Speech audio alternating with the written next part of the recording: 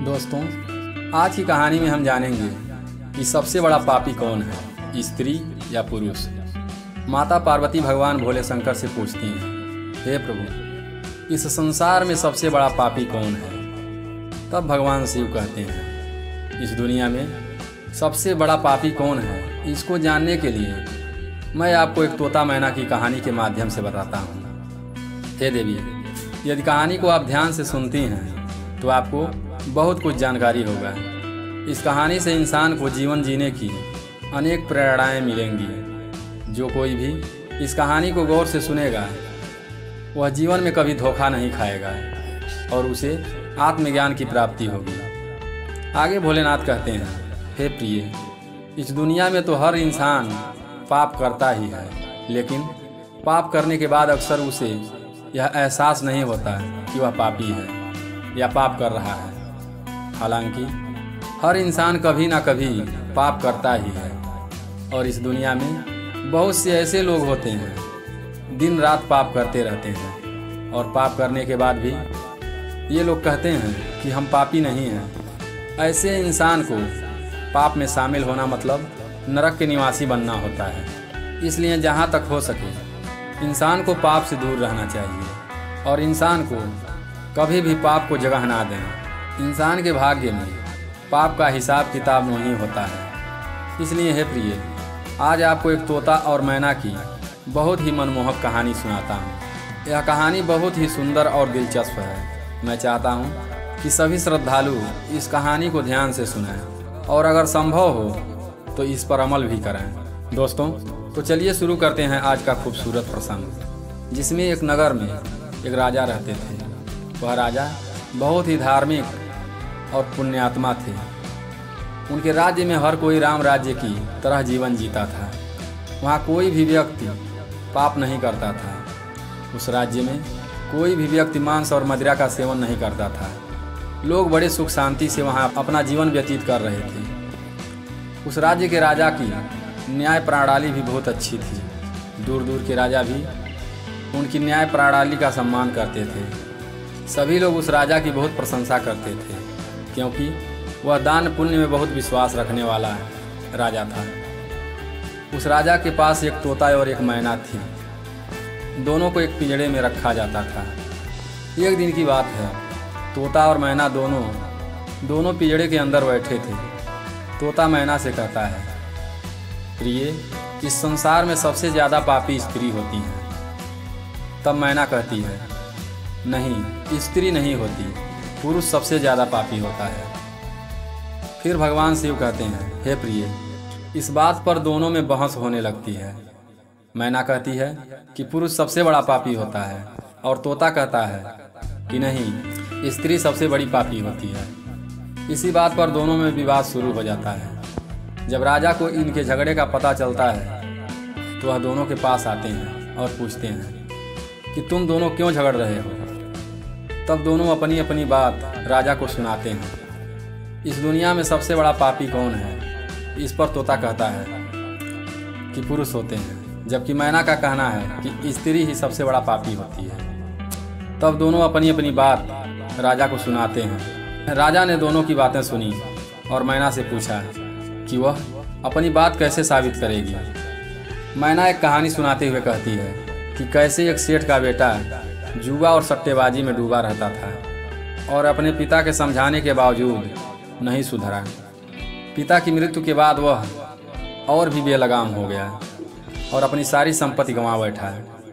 फिर वह गांव छोड़कर एक नगर में पहुंचा और वहां के राजा के महल के सामने बैठ गया। राजा ने उसे देखा और सोचा वह किसी सेठ या राजा का बेटा हो सकता है। राजा ने उसे बुलाया और पूछा कि तुम कौन हो और कहाँ से आए हो। लड़के ने झूठ बोला कि वह एक व्यापारी है और लुटेरों ने उसका सामान लूट लिया है। राजा ने उस पर विश्वास कर लिया और उसकी मदद करने का फैसला किया। राजा की एक बेटी थी और कोई बेटा नहीं था। राजा ने सोचा कि इस युवक के हाथ में मेरा राज्य सुरक्षित रहेगा क्योंकि वह न केवल रूपवान है बल्कि ज्ञानी और एक सफल व्यापारी भी है। इसी विचार के साथ उसने सोचा कि क्यों ना अपनी बेटी की शादी इस युवक से कर दी जाए और वह मेरे घर का जमाई बन जाए। इसी सोच के साथ राजा ने युवक से कहा, बेटा, अगर मैं अपनी बेटी की शादी तुमसे कर दूं तो तुम्हें कोई आपत्ति तो नहीं होगी। युवक ने खुशी खुशी स्वीकार किया। युवक ने राजा से कहा, हाँ महाराज, मैं तैयार हूँ, आपके आदेश को मैं कैसे मना कर सकता हूँ। इस प्रकार राजा ने अपनी बेटी की शादी उस युवक से कर दी और उसे बहुत सारा धन दौलत और सेवक सेविकाएं देकर विदा किया। जब युवक राजकुमारी को लेकर जा रहा था तो रास्ते में एक जंगल पड़ा। उस जंगल में युवक ने राजकुमारी से कहा कि अब तुम मेरी पत्नी हो और पत्नी का धर्म होता है कि वह पति की हर बात का पालन करे। उसने बताया कि जंगल में लुटेरे बहुत हैं और उसका सामान भी लुटेरों ने ही लूट लिया था। इसलिए उसने राजकुमारी से कहा कि वह अपने सभी गहने उतार कर उसे दे दे ताकि लुटेरे उन्हें ना लूट सकें। राजकुमारी ने अपने पति पर पूर्ण विश्वास करते हुए अपने सभी गहने उतार कर उसे दे दिए। युवक ने गहने को अपनी कमर में बांध लिया और राजा द्वारा दिए गए सभी धन दौलत को एक जगह इकट्ठा कर लिया। जब वे विश्राम के लिए रुके तो युवक ने सभी सेवक सेविकाओं को मार डाला और राजकुमारी को पास के कुएं में ढकेल दिया। वह युवक वहां से सभी सामान उठाकर फरार हो जाता है। लड़का समझता है कि उसने सभी को मार डाला और पत्नी को कुएं में ढकेल दिया और कुएं में ढकेलने से वह राजकुमारी नहीं बचेगी। इन पैसों के साथ सुखपूर्वक जीवन बिताएगा। वह खूब जुआ खेलेगा, खूब सट्टेबाजी करेगा। यह सोचकर लड़का सभी सामान लेकर वहां से भाग जाता है। फिर भगवान शिव कहते हैं, हे प्रिय, लेकिन उस लड़के की पत्नी कुएं में नहीं मरी। उस कुएं में एक पीपल का डाली लटका हुआ था। उस लड़की ने उस डाली को पकड़ लिया और जोर जोर से चिल्लाने लगी कि कोई उसे कुएं से बाहर निकाले। फिर भगवान शिव कहते हैं, हे प्रिय, रास्ते से गुजर रहे कुछ लोगों ने उसकी आवाज़ सुनी और उसे कुएं से बाहर निकाल लिया। लड़की अपने पिता के घर वापस अपने राज्य में पहुंच जाती है। लड़की के पिता उससे पूछते हैं और कहते हैं, बेटी, क्या हुआ, तुम वापस कैसे आ गई? लड़की कहती है, पिताजी, रास्ते में हमें कुछ बदमाश मिले। उन्होंने हमारे साथ बुरा व्यवहार किया, सभी सेवकों को मार डाला और मुझे कुएं में ढकेल दिया और मेरे पति का कोई पता नहीं है। फिर भगवान शिव कहते हैं, हे प्रिय, वह लड़की पतिव्रता थी, इसलिए उसने अपने पिता से असली घटना के बारे में नहीं बताया। कुछ समय के लिए वह लड़की अपने पिता के घर में रहने लगी। कुछ समय बाद वह लड़का फिर से उस राजा के दरवाजे पर आता है। फिर भगवान शिव कहते हैं, हे प्रिय, उसने जो भी धन लूटा था उसे जुआ और सट्टेबाजी में गंवा दिया था। जब उसके पास एक भी पैसा नहीं बचा तो वह फिर से अपने ससुर के पास आता है। उसने सोचा, मैं अपने ससुर से कहूँगा कि ससुर जी, आप नाना बनने वाले हैं। यह सुनकर ससुर जी मुझे फिर से बहुत सारा धन देंगे और इस धन से मैं फिर से ऐश करूँगा। यही सोचकर वह लड़का फिर उस राजा के दरवाजे पर आता है, लेकिन दरवाजे पर उसकी पत्नी उसे मिल जाती है। लड़की अपने पति को देखकर पहले तो थोड़ा नाराज होती है और बाद में उसे बुलाकर कहती है, देखो, मैंने अपने पिता को ऐसी कोई बात नहीं बताई है। मैंने अपने पिता से कहा है कि हमें रास्ते में कुछ लुटेरों ने लूट लिया है और सेवकों को मार डाला और मुझे कुएं में ढकेल दिया और मेरे पति का कुछ पता नहीं है। यह बात आपको भी मेरे पिता से कहनी है। फिर भगवान शिव कहते हैं, हे प्रिय, लड़का अपनी पत्नी की इस बात को सुनकर बहुत खुश होता है। सोचता है कि मेरी पत्नी तो वास्तव में पतिव्रता है। फिर भगवान शिव कहते हैं, हे प्रिय, लेकिन कुत्ते की पूंछ को चाहे कितनी भी वर्षों तक सीधा करके रखो, लेकिन वह टेढ़ी की टेढ़ी रहती है। कुत्ते की पूंछ कभी सीधी नहीं होती। इसी तरह यह लड़का भी कभी सीधा नहीं हो सकता। यह लड़का फिर से राजा के पास जाता है और पत्नी ने जो बात कही वही बात राजा से कहता है। फिर भगवान शिव कहते हैं, हे प्रिय, राजा लड़के की बात पर विश्वास कर लेता है।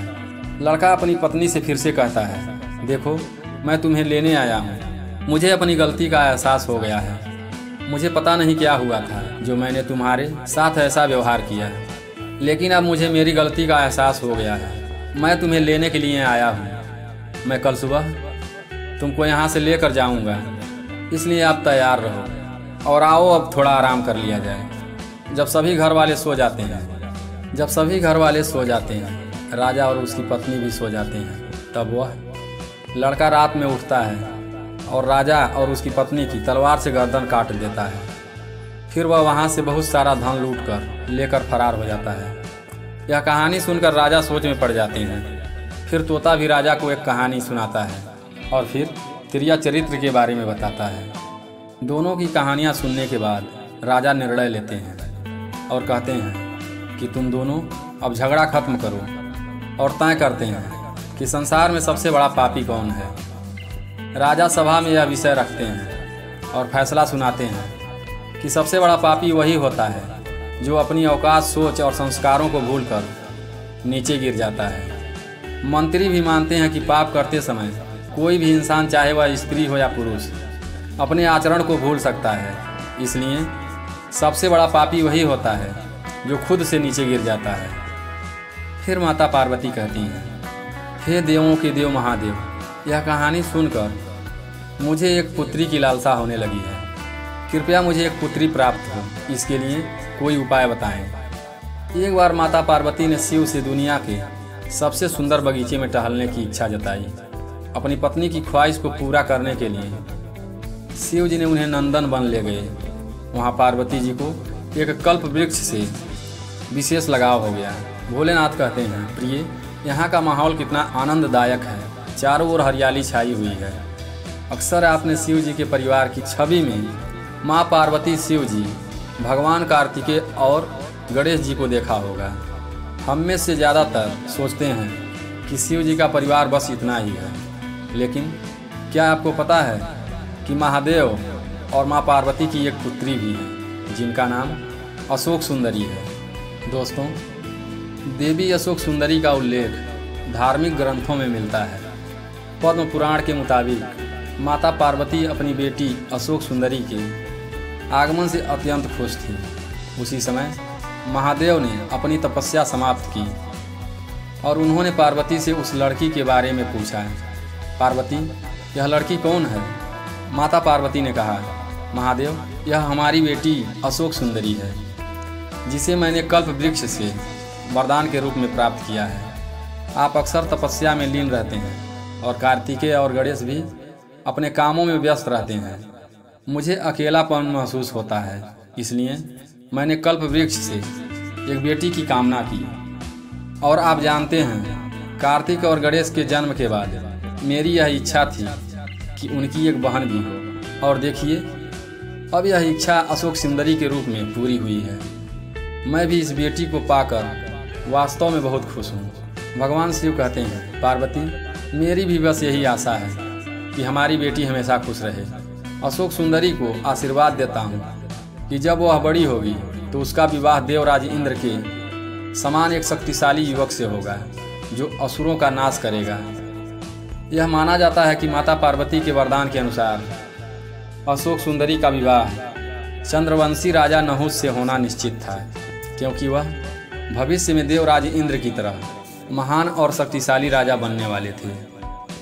अशोक सुंदरी धीरे धीरे बड़ी हो रही थी। एक दिन वह अपनी सखी के साथ नंदन वन में घूम रही थी। फिर वहाँ हुंड नाम का एक दानव आ पहुँचा। वह अशोक सुंदरी की खूबसूरती से इस कदर आकर्षित हुआ कि उसने उससे शादी का प्रस्ताव रख दिया। अशोक सुंदरी ने कहा, मैं तुमसे विवाह नहीं कर सकती, क्योंकि मेरी माँ ने मुझे बचपन में ही एक वरदान दिया था। इसके अनुसार मेरा जीवन साथी पहले से ही चुना जा चुका है। मेरा विवाह नहुस से होना निश्चित है। दानव ने कहा, अगर ऐसा है तो मैं नहुस को मार डालूंगा, उसके बाद तुम्हें मुझसे शादी करनी होगी। अशोक सुंदरी कहती है, तुम्हारी इतनी हिम्मत कि तुम मेरे होने वाले पति को मारो। मैं तुम्हें शाप देती हूँ कि तुम्हारी मौत मेरे पति के हाथों होगी। उस नीच दानव ने नहुस को खोज निकाला और उसे अपहरण कर लिया। जब हुंड ने नहुस का अपहरण किया, उस समय वह एक बच्चा था। एक दासी ने किसी तरह राजकुमार को बचाया और उन्हें अश्री वशिष्ठ के आश्रम ले गई, जहाँ उनकी परवरिश हुई। जब राजकुमार बड़े हुए तब अशोक सुंदरी के शाप के कारण नहुस ने हुंड का वध कर दिया और फिर माता पार्वती और भोलेनाथ के आशीर्वाद से नहुस और अशोक सुंदरी का विवाह संपन्न हुआ। दोस्तों, आशा करता हूँ यह कहानी आपको पसंद आई होगी। ऐसी और वीडियो देखने के लिए इस चैनल को सब्सक्राइब करें, वीडियो को लाइक करें और कमेंट में हर हर महादेव लिखकर इस वीडियो को अपने दोस्तों के साथ ज़्यादा से ज़्यादा शेयर करें। फिर मिलते हैं एक नई कहानी के साथ अगली वीडियो में। तब तक के लिए अपना ख्याल रखें, हमेशा खुश रहें। कहानी में अंत तक बने रहने के लिए धन्यवाद।